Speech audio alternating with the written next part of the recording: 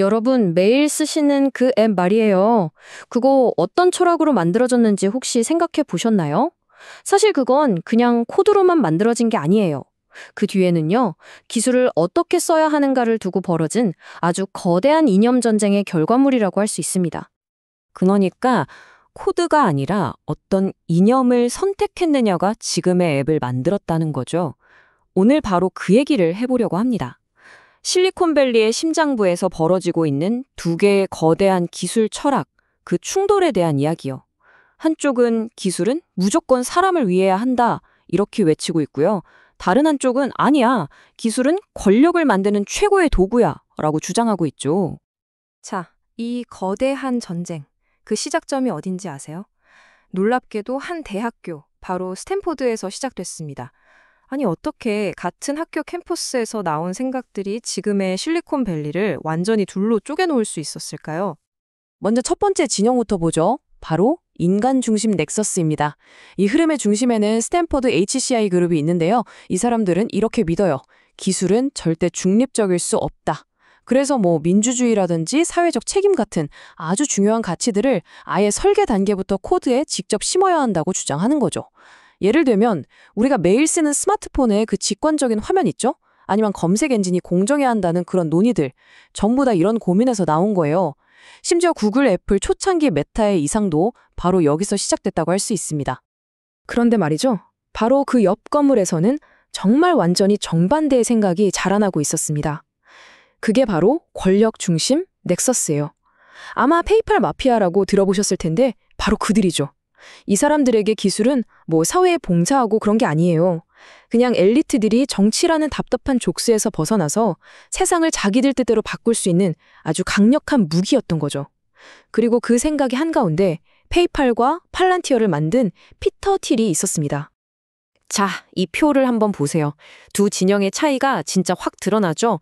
핵심 철학부터가 아예 달라요. 인간 중심 설계 대 엘리트 권력. 여기서 나온 결과물도 보세요. 구글처럼 우리 모두가 쓰는 서비스가 있고 팔란티어처럼 정부랑 일하는 비밀스러운 회사가 있죠. 심지어 고민하는 윤리 문제도 달라요. 한쪽은 알고리즘이 혹시 편향되진 않을까? 이걸 걱정하는데 다른 쪽은 어떻게 데이터를 통제하고 국가 안보를 지킬까? 이걸 고민한다니까요. 이건 말 그대로 같은 뿌리에서 나왔는데 완전히 다른 두 개의 평행 우주가 펼쳐진 거죠. 아니, 그럼 대체 이 대학교 강의실에서 시작된 생각들이 어떻게 현실 세계로 나와서 서로를 향해 날카롭게 겨누는 창과 방패가 된 걸까요? 바로 이겁니다. 이게 인간 중심 진영의 핵심이에요. 기술은 그냥 놔두면 안 되고 사회를 더 좋게 만드는데 아주 적극적으로 사용되어야 한다는 거죠. 스탠포드 HCI 그룹의 마이클 번스타인 교수의 연구에서 나온 아이디어가 딱 이런 건데요. 지금 소셜미디어는 온통 좋아요 더 많이 받게 하는 데만 목숨 걸고 있잖아요. 근데 그게 아니라 사람들이 더 건강한 토론을 하게 만들거나 정신 건강에 도움이 되는 방향으로 알고리즘을 설계할 수는 없을까요? 바로 이런 질문을 던지는 겁니다. 자, 그런데 피터 틸의 생각은요, 정말 180도 다릅니다. 경쟁은 패배자들이나 하는 거다. 목표는 독점이다. 끝. 그에게 협력, 사회적 가치, 이런 건 그냥 사업하는 데 방해만 되는 거추장스러운 것들이에요. 목표는 아주 명확합니다. 경쟁자를 싹 다 없애버리고 누구도 넘볼 수 없는 압도적인 독점 제국을 만드는 것. 와, 이 한 문장에 권력 중심 넥서스의 모든 게 담겨 있다고 해도 과언이 아니죠. 결국 이 둘의 근본적인 차이는 바로 이거예요. 한쪽은 기술을 이용해서 민주주의를 더 튼튼하게 만들려고 하는데 다른 한쪽은 기술을 이용해서 정치, 민주주의 이런 것들로부터 아예 탈출하려고 한다는 거죠. 피터 틸이 실제로 자유와 민주주의는 같이 갈 수 없다고 말할 정도니까 얼마나 극단적인지 아시겠죠?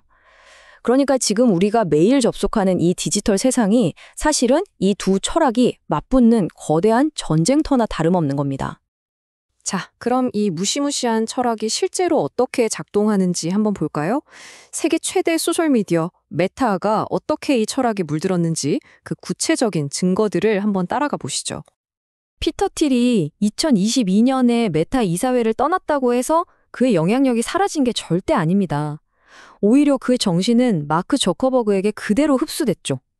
보세요. 2019년에 틸이 저커버그를 설득해서 정치 광고를 팩트체크해서 빼버립니다. 왜? 귀찮은 정치 논쟁에서 벗어나자는 틸의 철학이 그대로 먹힌 거죠. 그리고 틸이 떠나자마자 저커버거가 뭘 선포했죠? 바로 효율성의 해입니다. 이게 뭐냐? 쓸데없는 건 다 잘라버리고 오직 핵심, 돈 되는 것에만 집중하자는 틸의 가르침이 그대로 메타의 공식 정체이 된 순간이었어요. 효율성의 해라고 하니까 그냥 비용 좀 아끼는 건가 싶으시죠? 천만에요. 이건 그냥 비용 절감 수준이 아니었어요. 이건 경쟁은 루저들이나 하는 짓이라는 틸의 철학을 정말 무자비하게 실행에 옮긴 겁니다. 그래서 수만 명이 하루아침에 직장을 잃고 수많은 프로젝트들이 그냥 공중분해됐어요. 왜 그랬을까요? 어설프게 남들 따라하는 모방은 이제 그만하고 우리 회사의 진짜 독점 무기, 바로 소셜 네트워크랑 AI에 모든 걸 쏟아붓겠다는 그런 선언이었던 거죠. 그리고 최근에 나온 스레드요? 이건 진짜 그 독점 철학의 결정판이라고 할 수 있습니다. 3단계 전략인데 들어보세요. 1단계 포용. 페디버스라는 열린 공간에 들어가서 우리 친구하자 하고 손을 내밀어요. 2단계 확장. 그러고는 인스타그램의 그 어마어마한 사용자들을 페디버스로 막 끌고 들어옵니다. 자, 그럼 마지막 3단계 소멸은 뭘까요? 결국 그 열려있던 광장 전체를 메타의 거대한 쇼핑몰로 바꿔버리는 거예요. 그래서 원래 거기 있던 작은 가게들, 그러니까 독립 서버들은 다 말라 죽게 만드는 거죠. 겉으로는 개방, 함께해요 외치지만 속셈은 완전히 새로운 방식의 독점을 만들어내겠다는 아주 무서운 전략인 겁니다. 자, 지금까지 이 권력 중심 철학이 현실을 어떻게 집어삼키고 있는지 쭉 봤습니다. 좀 암울하죠?